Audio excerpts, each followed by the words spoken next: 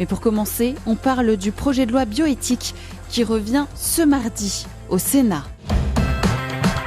Vitamine C, RCF. Ce 30 janvier, de nouvelles manifestations contre le projet de loi bioéthique se déroulent un peu partout en France.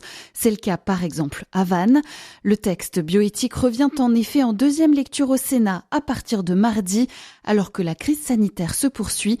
Explication de Franz Toussaint, président des AFC du Morbihan. Ce qu'on dénonce aujourd'hui, c'est toujours la même chose, c'est ce projet de loi de bioéthique. L'existence même de ce projet de loi et de ce qu'il comporte, d'abord, avec des projets qui sont mortifères pour la famille, la PMA sans père, la GPA, mais aussi la filiation fictive, les chimères et les embryons qui sont travaillés. C'est un monde en marche vers le transhumanisme, c'est ça ce que l'on dénonce.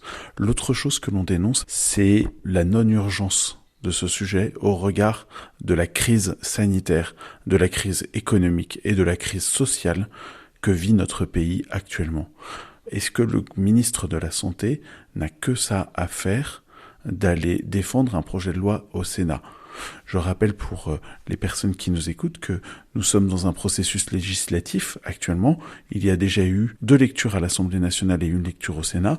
Nous sommes en 2e lecture au Sénat. Il y aura une 3e lecture à l'Assemblée nationale et ensuite une commission mixte paritaire qui devra statuer sur le projet de loi. Vous voulez gagner du temps, en fait, sur le calendrier ? Nous voulons alerter les consciences. C'est notre devoir que de dénoncer ces projets mortifères pour la famille, mais pour toute la société dans son ensemble.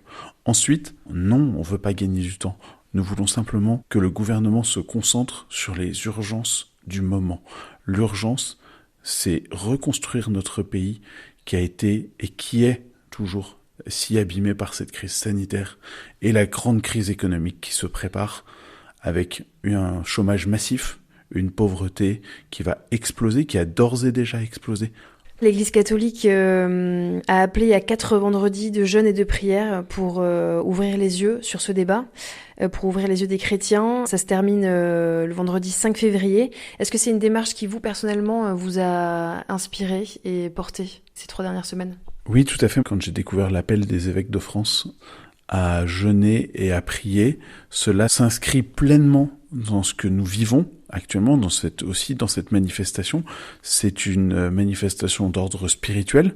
Nous offrons un sacrifice pour demander l'intercession du Seigneur. Après, le Seigneur œuvre, et nous le savons. Il faut encore que les personnes écoutent. Mais une chose est sûre, et c'est Saint Paul qui nous le dit, l'espérance ne déçoit pas, et la prière ne déçoit pas. Et le Seigneur sait exaucer ses prières.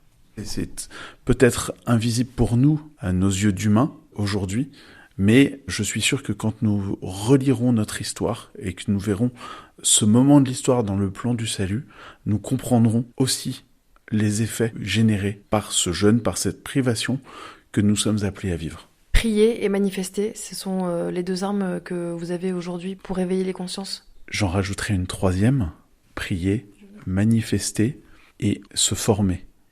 Il est vital que les catholiques et que tout homme de bonne volonté, pour reprendre l'expression des papes, se forme, éclaire sa conscience.